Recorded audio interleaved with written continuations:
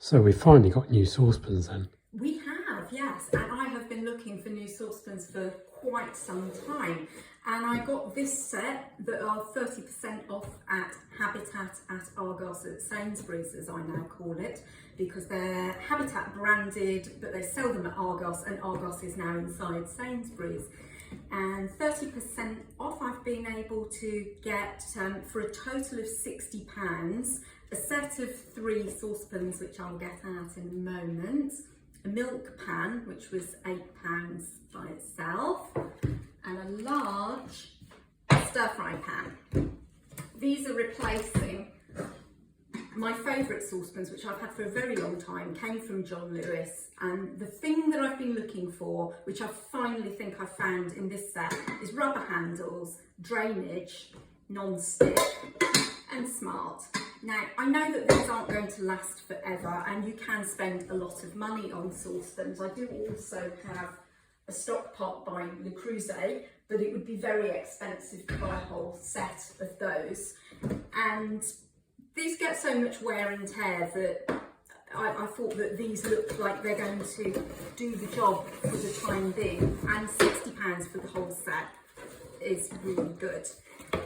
I could have paid more but not had the rubber handles and the drainage holes and the features that matter. So they are quite similar to the others, but they're black this time, sadly, which is a shame I can't have red again.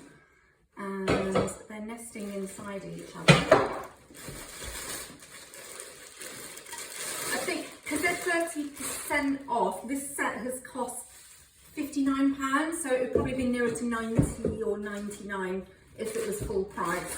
I'm not sure how long the 30% is off, but yeah, drainage holes, a spout, and a rubbery lid and a rubbery handle. And then the other 2 are inside here.